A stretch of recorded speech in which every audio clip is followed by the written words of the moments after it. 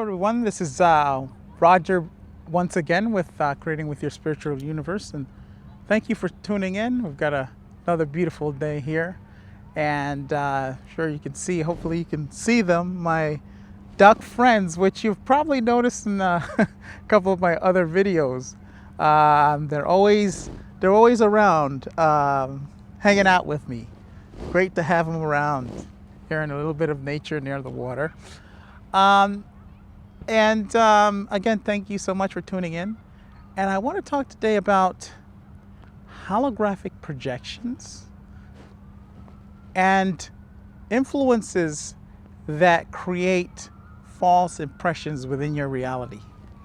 Sounds like a big subject, but many of us will have experienced this, and it's not something, unfortunately, not something we can really talk to about with other people or most people that we encounter on a daily basis, because it's just not something that many can call into their experience. It just isn't. And if you bring it up, someone might say, hey, lay off the mushrooms and you'll find that those hallucinations will go straight away off into the somewhere. But those of us who have had those experiences, and those of us who've never had mushrooms or participated in that, you know, hey, you just have to just let it go and keep it to yourself. And this message is for those of you out there who have had these experiences and you just can't talk to anyone about them. And I want to let you know that you're not going crazy, you're not abnormal, and that it is a part, particularly if you're just waking up to this illusion that we call a reality. If you're just waking up to that, you will find that all of a sudden things will start happening. Because once you start getting close to the truth, all triggers and mechanisms go off. They go off. And you will start seeing certain things. I'll tell you my experience when a few years ago, I had lost my job, and a lot of things were going on. I was getting divorced, lost my job, and I couldn't find any work. And I didn't know what I was going to do. I was like, I'm hardworking. I've got a great reputation. I've got a long string of continuous work forever, so since before working age. And so I just couldn't see anywhere around this. And then someone said to me, you know what, you should go back into business for yourself.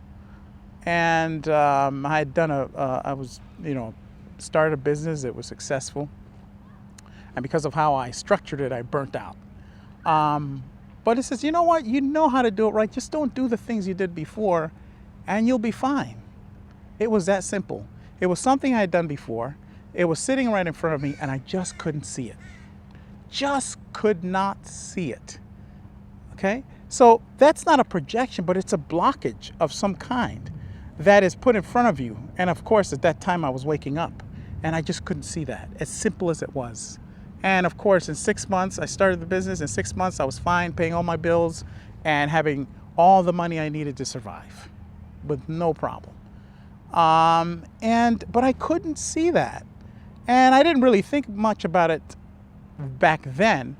But as I grew spiritual and as I progressed and worked with others and learned from others, I looked back and I realized that that's a block of sorts that's put in front of you, a veil, if you will, that's put in front of you to prevent you from doing the things to make your life comfortable so that you can pursue your spiritual growth and your happiness.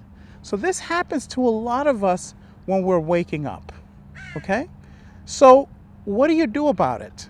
You simply communicate with your source sovereign self. When you're waking up, that's one of the things you're doing. You're connecting within with that part of you that has always been in existence. In other words, that part of you that was here before you came and donned this flesh and this blood, and that part of you that will be here after this physical part passes. That's the part of you that you connect to when you start waking up. And that part of you knows. But it does not interfere with your life. It never does and never will. And it's up to you to decide that you want that connection. And when you connect and you ask for the truth, it has to be given to you. It's universal law. Nothing can stop you from finding the truth if it's the truth that you're seeking. Nothing. So you simply seek the truth. Hey, is this the reality? Say to yourself, hey, is this the reality that's actually here, or is this something that is projected before me to have me feel and think a certain way so that an agenda can be served, and an agenda that does not serve me and my path or my or what I'm here to do on the planet. Okay? So those things are some of the things that are done to step in your way, to put things in your way, if you will, obstacles placed in your way. And the way to do it, the way to really, really take care of this and keep that clear and keep your path clear, is to actually clear those things away from your life and your being. And I recommend you go back to my video, Clearing with Source Energy Through the Great Central Sun, and you will take care of all of this. It'll clear the path for you of all this interference, because all this is a form of interfering with your life. Okay? That's all that it is. Now, another thing that occurs is, I'll tell you a story about someone that I read about, someone that I'm friends with, and they had posted something on Facebook, and I read it and said, look, I have my shield up.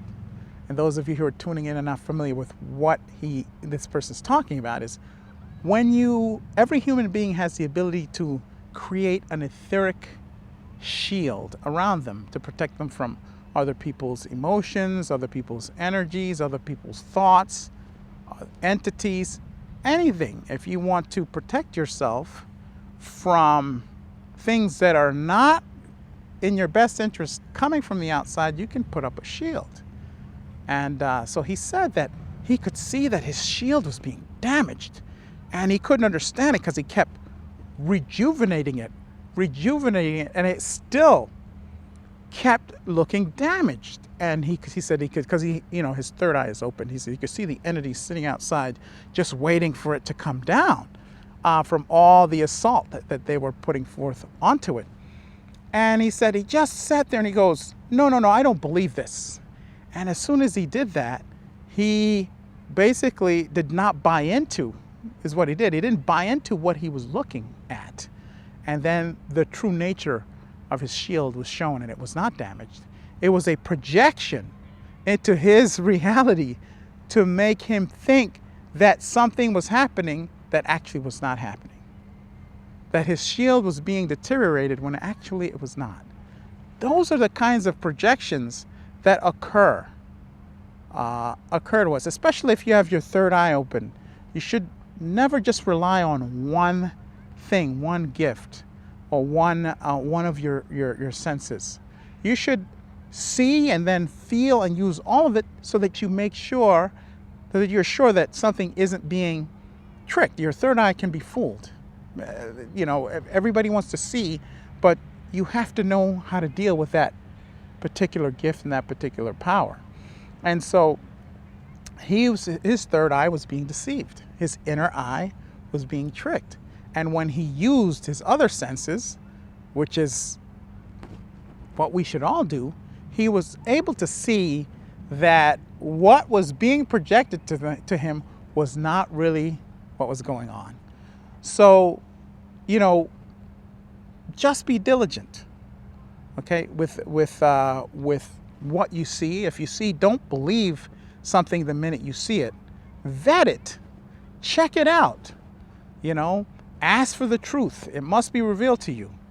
It's the same thing when it comes to being approached by beings in dream time or in any time, actually. Just don't go, if something looks all beautiful, it looks like this angel from here, there, and wherever. Just don't buy the story that being is what it says that it is. vet it, you know? A simple question. What are you? Who are you? And what is your purpose? It's amazing that many people that I've worked with don't actually ask that question to a being that approaches them. And I go, well, if I showed up in your living room, uninvited, unannounced, and you came in and I was standing there, what would be the first thing you would say to me? What are you doing here would be the question, wouldn't it? Who are you and what are you doing here? It's the same thing with anything else, no matter what the circumstance. Because many times, beings will come to you and they're not who they say they are. And you have every right to vet them. And when you vet them, they must tell you the truth. It's universal law. They cannot lie about who they are, and they must reveal who they are if you ask. If you don't, then you are approving of what it is that's going on if you don't ask anything. Okay? So you want to vet anything that comes in your space. You want to check twice about what it is that you're seeing. Use all your other senses. Ask for the truth about what is going on around you, and it has to be revealed to you. It's that simple. It's that simple. Now, if there are any questions, anybody have any of those experiences before, make a comment below. I'd be very, very, very interested to see what you have to say about this particular subject.